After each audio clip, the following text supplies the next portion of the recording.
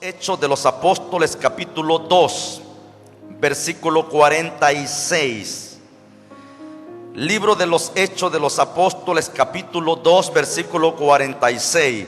Quiero hablar sobre el tema características de la iglesia apostólica. Los maestros ya están también en las aulas de escuela dominical. Usted puede enviar a sus niños para que ellos reciban la enseñanza adecuada a su edad. Hechos capítulo 2, versículo 46. Leo la palabra en el nombre del Padre, del Hijo y del Espíritu Santo. Y perseverando unánimes cada día en el templo y partiendo el pan en las casas, comían juntos con alegría y sencillez de corazón, alabando a Dios y teniendo favor con todo el pueblo. Y el Señor añadía cada día a la iglesia los que habían de ser salvos. Amén. Pueden sentarse. Estudiemos un poco, mis hermanos, respecto a algunas cosas de la iglesia primitiva. Pero antes quiero aclarar lo que es la iglesia, porque hay personas en la actualidad que entienden que la iglesia es un edificio, y no es así. La definición de iglesia viene de una palabra del origen griego que quiere decir, mis hermanos, una asamblea o una convocatoria. Iglesia viene del griego eclesia, que significa asamblea o una convocatoria. En otras palabras, iglesia no es un edificio. Iglesia es un grupo de personas que tienen un mismo fin. En el término espiritual, es un grupo de personas que comparten una misma fe. Entonces, la palabra iglesia no es un edificio, sino personas. Nosotros a veces, hermanos, por cuestiones de costumbre decimos vamos a la iglesia. Me congrego en la iglesia tal. Pero no pierda de vista que la iglesia no es este edificio. La iglesia somos todos los que estamos aquí congregados. Bendito sea el nombre del Señor. Y la iglesia puede estar en cualquier parte. La iglesia puede reunirse debajo de un árbol. La iglesia puede reunirse en una casa particular de algún hermano. La iglesia puede reunirse, mis hermanos queridos, en algún lugar humilde, porque la iglesia no la hace el edificio espléndido, el edificio lujoso. La iglesia la hace aquellos que han recibido a Jesucristo como el único y suficiente Salvador personal. Cuando Pablo le escribe la carta a los hermanos que están en Roma, en el capítulo 16 y verso 5, Pablo dice: saludad también a la iglesia de su casa. Escuche bien esto, porque Pablo se refiere a una iglesia que estaba en la casa de un hermano. No se refiere a un edificio, sino que Pablo se está refiriendo al cuerpo de creyentes. Así lo denominaba el apóstol San Pablo. Eso de nombres han surgido a través de la historia, a través de los tiempos. Y hay, hermanos queridos, algunos malos entendidos muchas veces respecto a lo que es la iglesia. La Biblia dice que la iglesia también es el cuerpo de Cristo, donde también Cristo es la cabeza de esa iglesia. Efesios capítulo 1, versículo 22 y versículo 23. La palabra del Señor dice que Él sometió todas las cosas bajo sus pies y lo dio por cabeza sobre todas las cosas a la iglesia, la cual es su cuerpo, la plenitud de aquel que lo llena todo. ¿Cuánto alaban al Señor? Escuche bien esto entonces. El cuerpo de Cristo está formado por todos los creyentes que están determinados en diferentes lugares. El cuerpo de Cristo, mis hermanos queridos, en aquel entonces, hablando de la iglesia primitiva, lo conformaron todos los creyentes que estaban reunidos en el aposento alto en el día del Pentecostés. Ahí inició totalmente lo que fue la iglesia como un cuerpo viviente. La iglesia se cree que empezó en el Pentecostés, aproximadamente en el año 33 después de Cristo. Y la iglesia la conformarán todos aquellos, mis hermanos queridos, que tengan el encuentro personal con el Hijo de Dios hasta que Él venga. La iglesia dejará de edificarse, dejará de construirse hasta que Cristo venga a levantar a su iglesia, que es su cuerpo. ¿Cuántos alaban al Señor? Entonces, la iglesia no es 4 paredes. La iglesia no es el rótulo tal.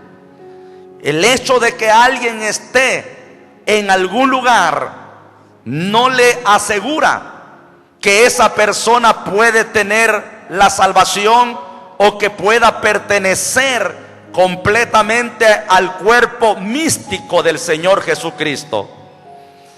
Porque existen 2 clases de iglesia: la iglesia visible y la iglesia invisible. La iglesia invisible, mis hermanos queridos, esa es la que se va con el Señor, es la que se va con Jesucristo. La iglesia invisible es la que Cristo compró con su sangre preciosa. La iglesia invisible también solo el Señor sabe quiénes son. ¿Por qué? Porque Él conoce los corazones, Él conoce nuestra vida. Y nosotros podemos venir aquí a este templo, podemos sentarnos en este lugar, pero el conocer, mis hermanos, el arrepentimiento verdadero y genuino, solamente el Señor lo sabe, solamente el Señor lo conoce. Por eso no podemos dar de alguna manera fe de alguien, porque el ser humano es cambiante. El hombre es cambiante. Por un momento está bien, por otro momento está mal. Aparte de eso, el hombre falla. Eso es bastante delicado. La Biblia dice en el libro del profeta Jeremías 17:9 en adelante: engañoso y perverso es el corazón más que todas las cosas. ¿Quién lo conocerá? Entonces, de todos los que estamos aquí presentes, ¿quién es la iglesia espiritual? ¿Quién conformará la iglesia invisible? De todos los que estamos aquí presentes, ¿quién formará parte del cuerpo de Cristo? ¿Quién? Hermanos queridos, esto está solamente en usted y Dios.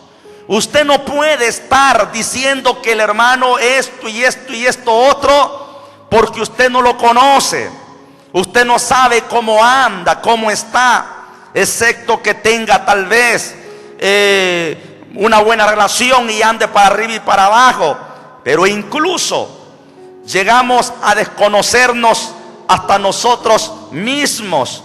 Y en este asunto, mis hermanos queridos, de quién es la iglesia invisible, digo que solamente el Señor lo sabe, el Señor lo conoce. Porque dentro de este grupo, al igual que todos los que están en esta ciudad, en este país, en los otros países del mundo, hay trigo y hay cizaña, hay ovejas y hay cabritos. La red fue echada, pero cuando la red es sacada, viene de todo, viene de todo. Y no me toca a mí como pastor el estar, mis hermanos, seleccionando este y este y este otro. Mucho menos a usted como miembro. No le corresponde a usted estar seleccionando esto y esto otro, porque un día el que murió en la cruz del Calvario hará ese trabajo. Enviará sus ángeles, dice la Biblia, para que ellos escojan a sus escogidos. ¿Dicen amén? ¿Creen a esa palabra? El Señor lo dijo, enviará a sus ángeles. Y dice en una parte, y apartará los unos de los otros como hace el pastor. Entonces, la iglesia invisible, ¿quién es? Es todos aquellos que están haciendo la voluntad del Padre que está en los cielos.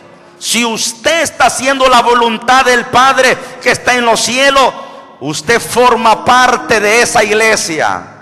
Usted forma parte de ese grupo. Entonces la iglesia empezó en el día del Pentecostés.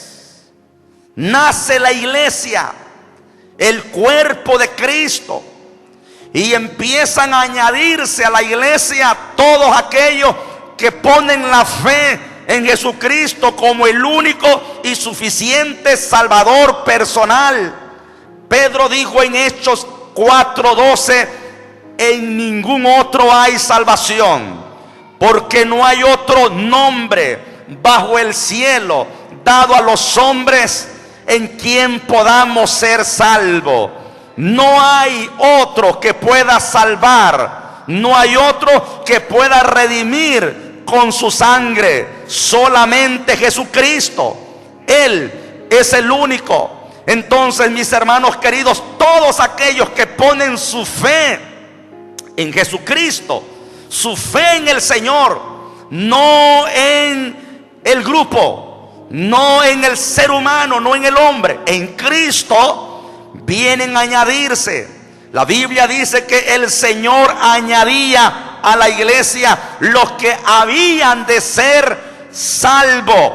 El deber del pueblo, el deber del grupo, el deber de los hermanos era predicar, era anunciar las buenas nuevas, era anunciar el evangelio. Jesús les había dicho a ellos: ustedes tienen que cumplir la gran comisión, tienen que predicar. Y por eso cuando Pedro empezó, mis hermanos, abriendo lo que es la puerta del evangelio, predicando la palabra, dice que 3,000 personas se añadieron a la iglesia. 3,000 personas reconocieron a Jesucristo como el único y suficiente Salvador. Alabado sea Dios en esta hora. ¿Cuánto glorifican a Dios, hermano? Más tarde, 5,000 personas se añadieron a la iglesia, porque la iglesia es poderosa. La iglesia apostólica tenía una característica, que era poderosa. Escuche bien esto: la iglesia apostólica era poderosa. ¿Por qué? Porque la iglesia no se mueve por mentalidad humana. La iglesia no se mueve por sabiduría humana. La iglesia no permanece porque hay personas que han defendido la iglesia. No, la iglesia se mantiene porque la base primordial es Cristo. Y quien está llevando a la iglesia a los triunfos y a las victorias también es el Espíritu Santo, que está moviendo a la iglesia. Alabado sea el nombre de Dios. En Hechos capítulo 1 versículo 8, el Señor les dijo a ellos: pero recibiréis poder cuando haya venido sobre vosotros el Espíritu Santo. ¿Por qué la iglesia es poderosa? Porque tiene al Espíritu Santo. Por eso la iglesia es poderosa. La iglesia no es cualquier organización. La iglesia no es simplemente una institución mecánica. La iglesia es activa. La iglesia se mueve. La iglesia primitiva fue una iglesia poderosa porque el Espíritu Santo se movía en ellos. Dije, hermanos queridos, que el deber de ellos era predicar, porque el Señor les dijo a ellos: me van a ser testigos en Jerusalén. La iglesia nace en Jerusalén, especialmente en Judea. La iglesia nace ahí, un grupo de hermanos. Más tarde, mis hermanos queridos, salen unos a predicar a Samaria, otros salen a predicar, mis hermanos queridos, a Roma, otros salen a predicar a Antioquía, otros van a predicar a Éfeso, otros van a predicar a Filipo, y empiezan los grupos de un lugar a otro lugar. No es que estaban dividiéndose, era una forma para que la iglesia creciese, era una forma para que la iglesia avanzase. Y así se movió, mis hermanos, en el tiempo antiguo la iglesia de un lugar hacia otro lugar. Pero quien movía, pero quien guiaba, pero quien iluminaba era el Espíritu Santo de Dios. Alabado sea nuestro Dios, que le daba poder a ellos. La fuerza de la iglesia no está basada en números humanos. La iglesia no es poderosa porque tiene miles y miles y miles de miembros. Porque hay gente que cree eso. Piensan que, hermanos, la iglesia verdadera es la que tiene más miembros. Miren, si se fuese por eso, hay religiones que son bastante numerosas. Y una vez le escuché un gran mensaje al finado pastor Edgar López Beltrán. Y recuerdo que yo estaba comenzando mi ministerio. Ellos han sido una iglesia muy numerosa, una iglesia de miles. Pero recuerdo ese anciano predicando, mis hermanos, y dijo él: en algún lugar pueda ser que haya un grupo de hermanos, y yo les digo a ustedes que si una alma ganan, dijo, en ese lugar, yo creo que tenía por lo menos unos 25 miembros. Él dijo, si una alma ganan en ese lugar, esa iglesia es una iglesia poderosa. Esa iglesia es una iglesia grande. Esa iglesia es una iglesia, dijo él, respaldada por el Espíritu Santo. ¿Y saben por qué dijo eso? ¿Por qué? Porque, hermanos queridos, la palabra del Señor manifiesta el valor que tiene un alma. Y eso lo mencionó él, el valor de un alma.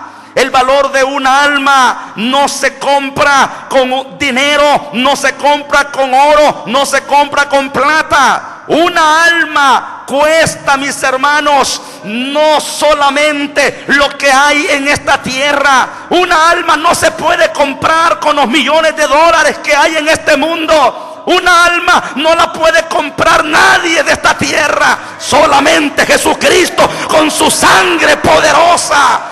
Tan grande es el valor de un alma que el diablo no aceptó precio de oro. Dios les podía dar, hermanos, cantidades de oro al diablo, pero el diablo no aceptó eso. Dios podía darle miles de ángeles que muriesen, pero el diablo no aceptó eso. Dios podía darle a los ángeles poderosos para que fuesen sacrificados, pero el diablo no pidió eso. El diablo pidió sangre, y no cualquier sangre. Y la Biblia dice que de tal manera amó Dios al mundo, que dio a su Hijo unigénito. La iglesia es poderosa no porque se basa en estadísticas numéricas. La iglesia es poderosa no por la liturgia que ella tiene. No es, mis hermanos queridos, por la arquitectura, por los edificios.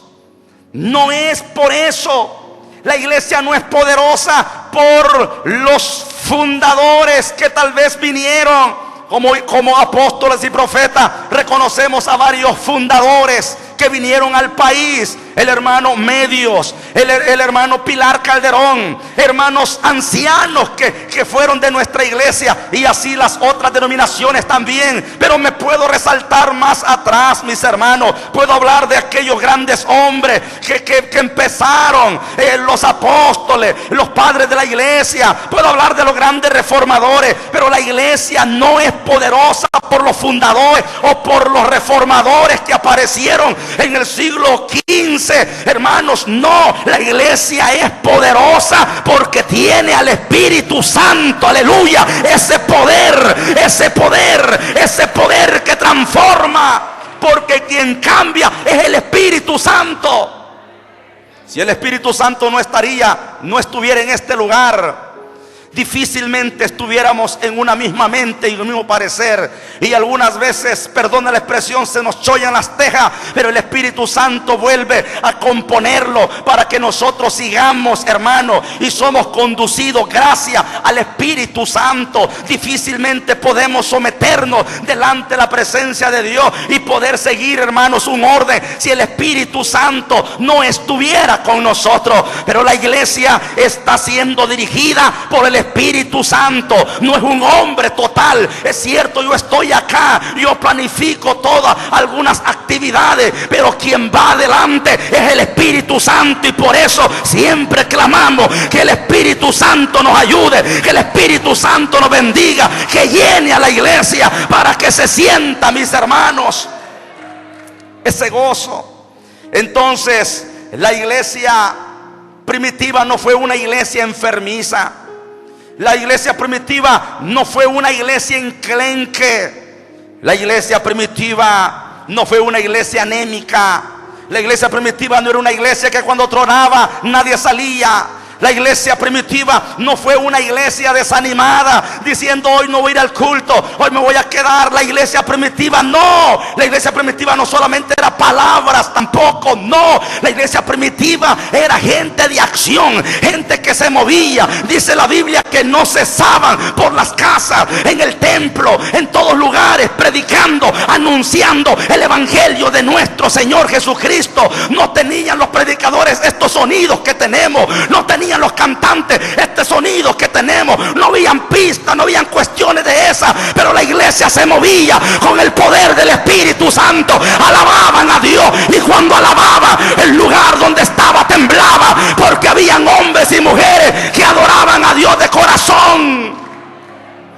No eran espectáculos los que hacían, no eran shows los que hacían. La gente no iba a ver quién iba a cantar o quién iba a predicar. La gente iba a adorar el nombre del Señor a pesar de las condiciones, mis hermanos. No estaban sentados en sillas como están ustedes en el día de hoy. No tenían las condiciones como las que tenemos en el día de hoy, pero eran gente que tenían el corazón sano, buscando la presencia de Dios. Estamos viviendo en el siglo XXI, donde hay una iglesia anémica, una iglesia que se queja por todo, una iglesia, mis hermanos queridos, que a veces somos solo palabras, pero cualquier cosa nos detiene.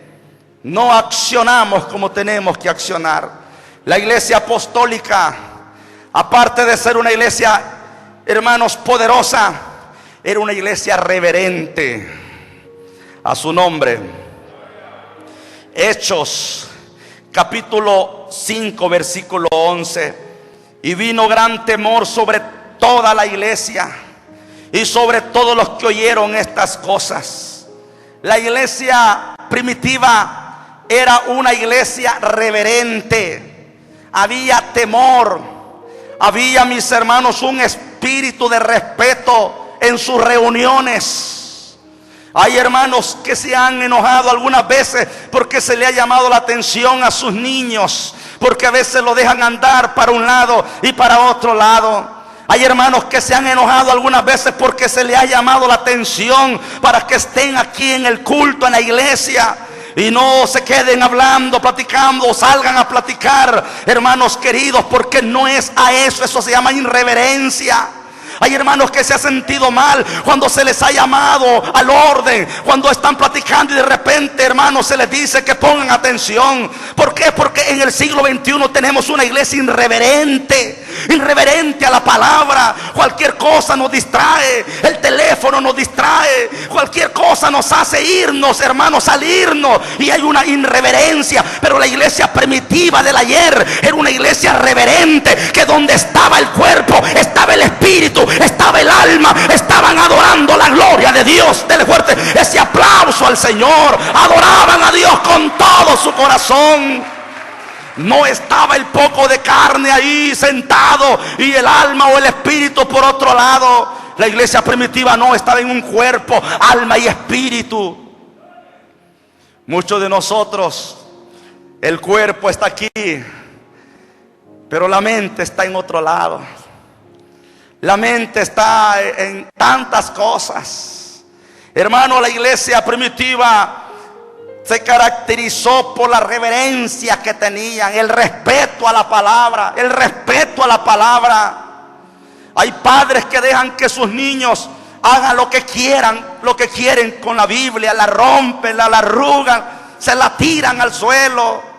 Eso se llama irreverencia, mis hermanos. La iglesia apostólica era reverente en sus servicios, en sus cultos.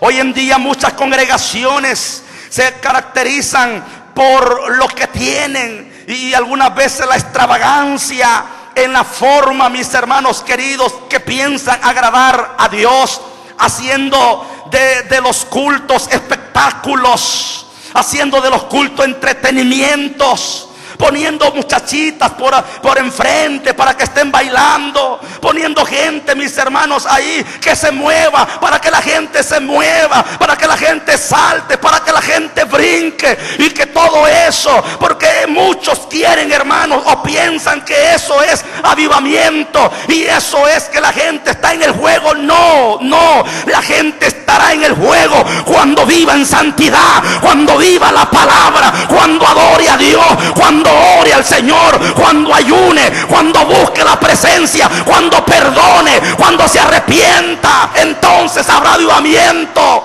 Avivamiento no solamente son gritos o aplausos. Avivamiento es cuando vamos donde el hermano a pedirle perdón. Es cuando dejamos el pecado completamente. Hermanos, la iglesia primitiva era una iglesia reverente. Una iglesia reverente no se congrega para entretenerse. No se congrega para compartir chisme. No se congrega para dar dolor de cabeza a los pastores. No se congrega para venir a hablar de fulano o de mengano, para venir a fijarse en lo que anda uno, lo que anda otro. Una iglesia reverente se congrega para adorar a Dios. Una iglesia reverente no ve el templo como ve su casa. Es cierto, mis hermanos, que algunas veces hemos dicho, esta es nuestra casa. Sí, es verdad, pero que no se nos olvide que es la casa del Señor, que es la casa de Dios. Porque no nos vamos a comportar de la misma manera que nos comportamos en nuestra casa. Una iglesia reverente es una iglesia que tiene respeto a Dios, respeto a sus líderes, respeto a las cosas sagradas. Es una iglesia, mis hermanos, que se mantiene en la línea. Y así era la iglesia primitiva. Le tenían respeto a los apóstoles, le tenían respeto a los líderes. ¿Ustedes creen que después de la acción que sucedió cuando Ananías y Zafira, ustedes creen que fue el mismo comportamiento de la iglesia para con Pedro? No, mis hermanos queridos. Llegaron a entender que esos hombres eran hombres guiados por Dios. Eran hombres que tenían, hermanos, el respaldo divino del Espíritu Santo. Hoy hay un irrespeto tremendo. Y por esa causa, mis hermanos, a veces se contrista al Espíritu Santo de Dios. La iglesia apostólica no solamente era reverente, era una iglesia evangelizadora. Hechos 4:33. Y con gran poder los apóstoles daban testimonio de la resurrección del Señor Jesús, y abundante gracia era sobre todos ellos. La iglesia primitiva no era un salero de casa. La iglesia primitiva no era un salero ahí en el comedor. La iglesia primitiva era un salero en la comunidad. Daban testimonio, predicaban en el lugar donde ellos estaban, hablaban la palabra donde quiera que ellos iban. Iban con un testimonio también, mis hermanos, de cambio, de transformación. La gente se admiraba, la gente decía, y que no era aquel. ¿Se acuerda cuando el Señor sanó a un ciego y decían que no era aquel que se sentaba a pedir? Cuando, hermanos queridos, los apóstoles levantaron con el poder del Espíritu aquel cojo de la puerta la hermosa, la gente se admiraba, porque la gente, mis hermanos, la iglesia primitiva se conocía hasta en la forma de hablar.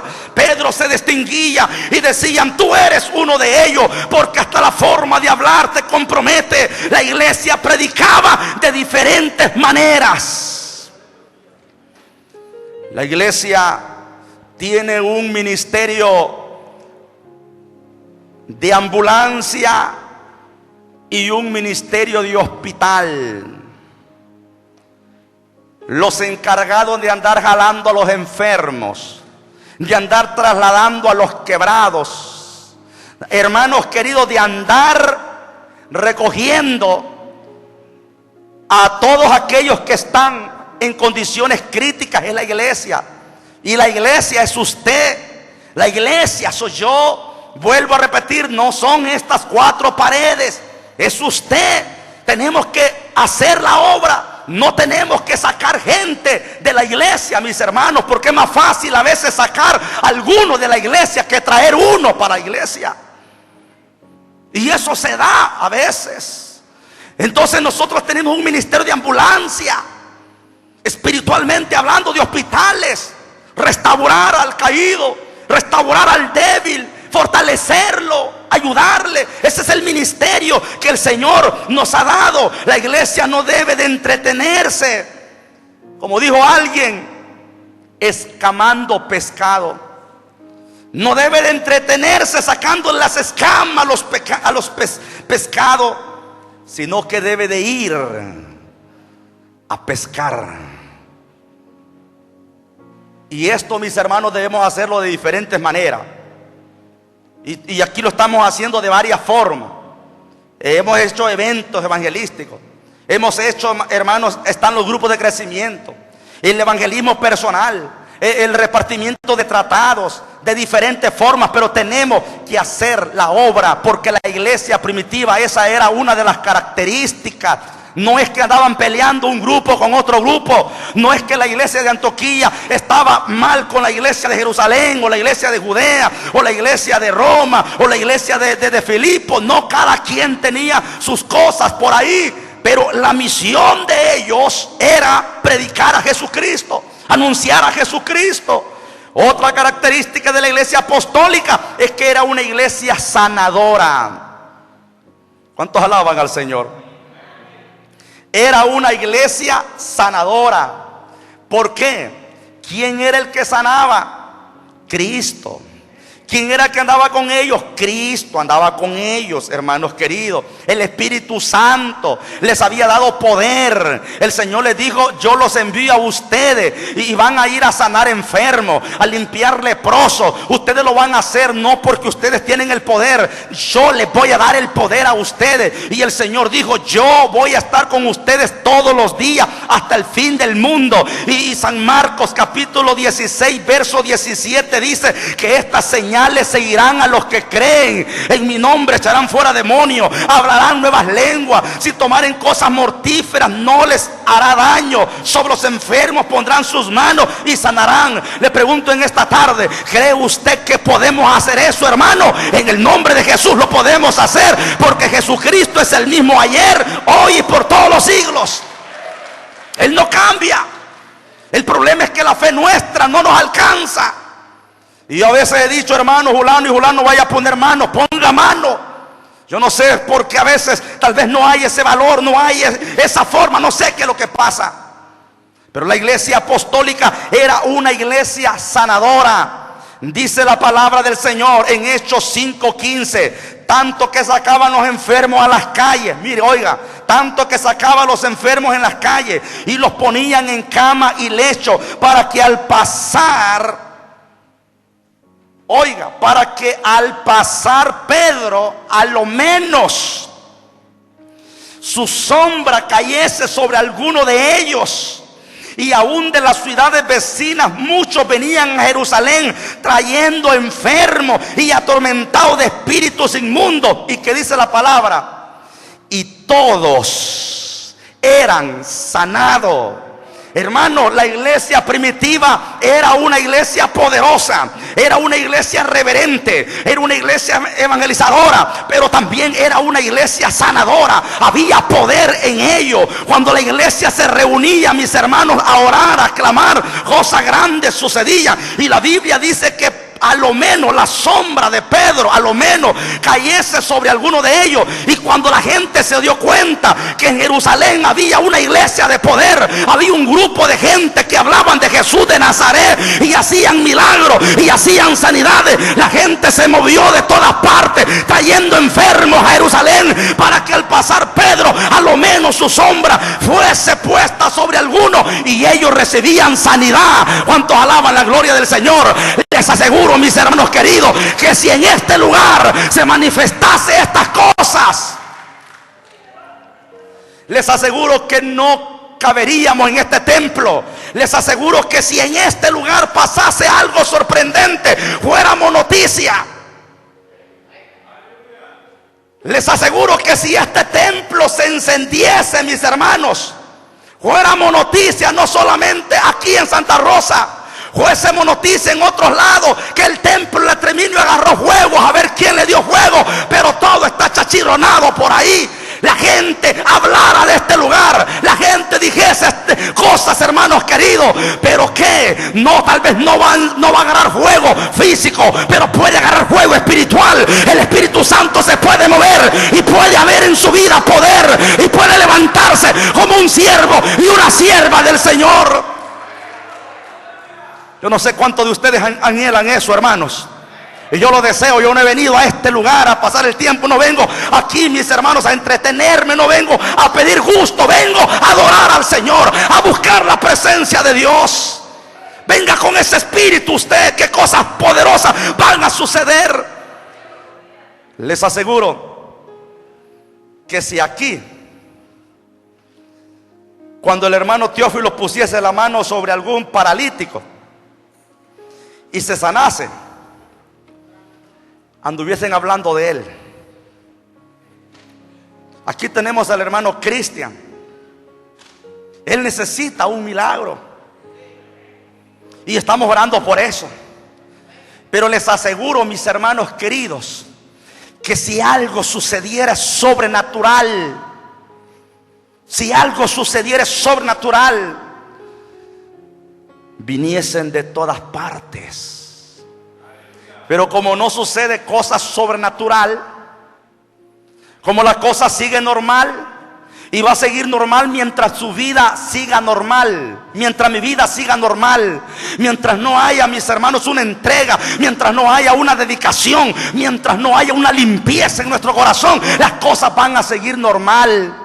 Yo sé que han habido cosas dentro de esta iglesia y puedo ver la mano de Dios manifestándose en otras áreas, pero yo deseo, anhelo ver, hermanos queridos, a gente levantarse, paralíticos levantarse, ciegos que puedan ver. Y para Dios, ¿que acaso hay algo imposible? Pues no, para Dios todo es posible, pero tenemos que unirnos. Porque la iglesia es un solo pueblo. Y ahí vea usted, miremos cómo el Espíritu Santo obra. Esta iglesia creía en los milagros, pero para que viesen los milagros, actuaban en milagros. Ese es el asunto. Hay que creer. Yo creo en los milagros, sí, pero actuemos. Pero no tenemos mucho valor. Mire, Pedro le dijo al paralítico: no tengo oro ni plata, pero lo que tengo te doy. En el nombre de Jesús de Nazaret, levántate y anda. Pero no solamente lo dejó ahí, lo levantó, dice la palabra. ¿Cuántos alaban al Señor? Y si usted levanta a uno, cuando lo suelta, da el bombazo. Hermano, no pagamos el precio. Hemos oído hablar de un gran evangelista que impactó, un gran anciano, el hermano G. Ávila. ¿Cuántos han oído hablar del hermano G. Ávila? Hemos escuchado los mensajes, todo eso. Pero un viejito que oraba 4 o 6 horas, un viejito que pasaba en ayuno, mis hermanos, continuamente, un viejito que estaba buscando la presencia de Dios en un ministerio poderoso. Y ese viejito pudo ver cosas grandes, y el Dios de ese viejito es el Dios nuestro también, mis hermanos. Ese viejito andaba una unción tan terrible que la gente quería acercarse a él. Dicen que en una campaña el viejito vino y se quitó el saco y lo aventó, mis hermanos, y los pastores llegaron todos a agarrar el saco, no hallaban. Pero hubo uno después que quiso hacer lo mismo, de hermano G. Ávila, en una predicación se quitó el saco y lo aventó. Después de la predicación los fue a recoger todos chucos, todos lo patearon. No había unción, no había poder. La gente que tiene poder, la gente que tiene unción, hermanos, se manifiestan. Y hay hechos. Entonces, a esta iglesia se movía en ese ambiente. Es una iglesia que no siempre estaba en campaña. En el sentido, era una iglesia que no estaba en campaña solamente 1, 2, 3 días. Por ejemplo, nosotros Vamos a hacer una campaña, 2 días. Campaña de oración, 1 semana. Esta iglesia no estaba en campaña solamente por tiempo, todos los días. Los cultos eran cultos de milagros. Los cultos eran cultos de poder. Era culto de oración. Eran cultos de ver la gloria de Dios. Eran cultos de liberación. Los demonios salían. ¿Cuántos quieren ver todas esas cosas, hermano? Miren, busquemos al Señor. Busquemos a Dios, porque no sabemos en qué momento nos puede llegar a pasar algo. La iglesia apostólica era una iglesia congregacional. Oiga lo que hacían. Y perseveraban unánimes cada día en el templo y partiendo el pan en las casas. Comían juntos con alegría y sencillez de corazón. Era una iglesia congregacional. Aquí no se hablan de miembros fantasma o de llaneros solitarios que juegan a la iglesia de temporada. No. Yo mencioné un día de estos que el Señor no quiere detectives en la iglesia.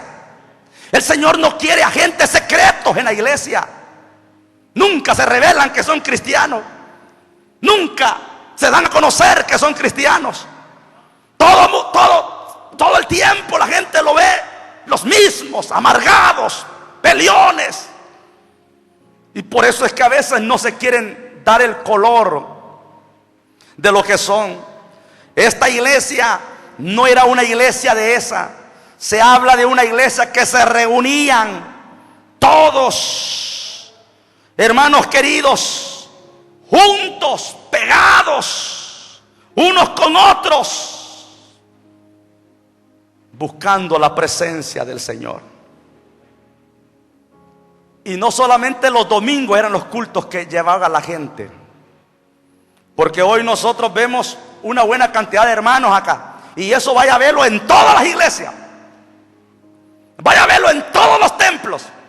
Vaya los domingos a todos los templos. Va a ser poco el templo que tendrá menos miembros, dependiendo la cantidad. Pero los días de semana, hermanos queridos, son desiertos espirituales. Los días de semana se pueden ver la ausencia. La iglesia apostólica, aparte de ser una iglesia congregacional que se reunían, era una iglesia alegre. ¿Cuántos alaban al Señor? Era una iglesia alegre. Era una iglesia, mis hermanos, que convivían. Era una iglesia que tenía armonía. Dice la Biblia en Hechos 46, comían juntos con alegría y sencillez de corazón. Comían juntos con alegría. Eran felices, eran contentos. Vivían en esa unidad. En los cultos de adoración habían expresiones espirituales. Los creyentes iban a adorar al nombre del Señor. No iban para que los alabasen a ellos, no, iban a adorar al Rey de Reyes y Señor de los señores. La alabanza que cantaban era una alabanza natural, no era mecánica, natural. Adorando a Dios, dándole la gloria a Dios, exaltando a Dios. Los amenes eran amenes naturales, no eran comprados, no eran sacados. Eran amenes que daban para la gloria y la honra de nuestro Dios. Dele fuerte ese aplauso al Señor, hermanos. Era natural. Cantaban para adorar a Dios, no para que lo vieran, ni para que lo oyeran, ni para que dijeran cosas. El fenómeno de la actualidad, que mientras estamos aquí arriba somos buenos para cantar, gritamos, pero abajo somos desiertos, no se oye. Pedimos unión en esto, pero no hay nada. La iglesia primitiva era una iglesia que tenía una naturalidad en su vida. Hermanos queridos, cuando yo leo esto, cuando yo analizo esto, empiezo a examinar qué clase de iglesia tenemos nosotros. Cuando yo veo esto, empiezo a examinar qué clase de iglesia es la que estamos llevando adelante. ¿Y cuál era la iglesia primitiva? ¿Cuál era la clase de creyentes en el tiempo antiguo? ¿Cuál era la iglesia que se movía en ese entonces? El mismo motor que movió a la iglesia primitiva es el mismo motor que nos está moviendo a nosotros, hermanos. Solo dejémonos usar por Dios. Cuando ese toque divino llegue a su vida, adore al Señor, glorifique a Dios, no se detenga. Si el Señor lo levanta en la mañana a orar, ore. En la noche ore, clame. Tal vez nadie lo va a ver. Usted busque a Dios, pero el fruto se va a ver de la adoración, de la entrega. Se va a ver, se va a notar en usted, en su vida, en su familia y en la iglesia también, mis hermanos queridos. La gente nos verá. La gente nos examinará y dirá: esos hermanitos sí están buscando al Señor. Esos hermanitos sí están aprendiendo. ¿Por qué? Porque el Espíritu Santo es nuestro ayudador. Pongámonos de pie en esta hermosa hora. Mis amados, si hubiese alguna persona en este lugar que necesita ponerse a cuentas con Dios, si hubiese alguien que quisiera reconciliar, los que están por la televisión, los que están por la radio, el Señor le llama a usted. Y la Biblia dice que Él añadirá a la iglesia los que han de ser salvos. Alguna persona que esté por la televisión, que nos escuche por la radio, o aquí en medio nuestro, alguien que sepa que no ha estado bien con Dios y necesita reconciliarse, siempre acostumbro a hacer ese llamado. Y para poder ponerse a cuentas con Dios, a veces no hay que pasar aquí al frente. Ahí donde usted está, ahí donde usted está, usted puede hacerlo de todo corazón. Sí, es verdad, al pasar aquí todos oramos y nos unimos, pero el arrepentimiento es usted quien lo hace. Los que están por la radio, si usted sabe que le ha fallado a Dios y necesita ponerse a cuentas con Dios, ahí donde usted está, yo quiero que me ayuden a orar, porque hay gente, hermanos queridos, a la distancia, que usted no se da cuenta, pero hay gente que se está poniendo a cuentas con Dios. Ahí donde usted está, los que van a aceptar a Cristo, los que van a reconciliarse, repitan esta oración: Señor Jesús, en esta tarde reconozco que soy pecador, perdona mis pecados, limpia mi corazón, te recibo como mi Señor y Salvador personal. Perdóname, Señor, escribe mi nombre en el libro de la vida. Señor, mira aquellos que se van a reconciliar, te los pongo en tus manos. Usted que se va a reconciliar, usted que ha andado mal con Dios, usted sabe que no ha estado bien con Dios, ahí donde usted está, dígale: Señor Jesús, reconozco que te he fallado, reconozco que he pecado, pero hoy, Señor, me reconcilio contigo y te pido perdón. Limpia mis pecados. Gracias, Señor. Gracias, Jesús. Así como estamos.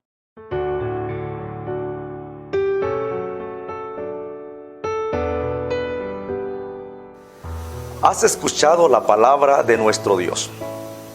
Te invito a que recibas al Señor en tu corazón.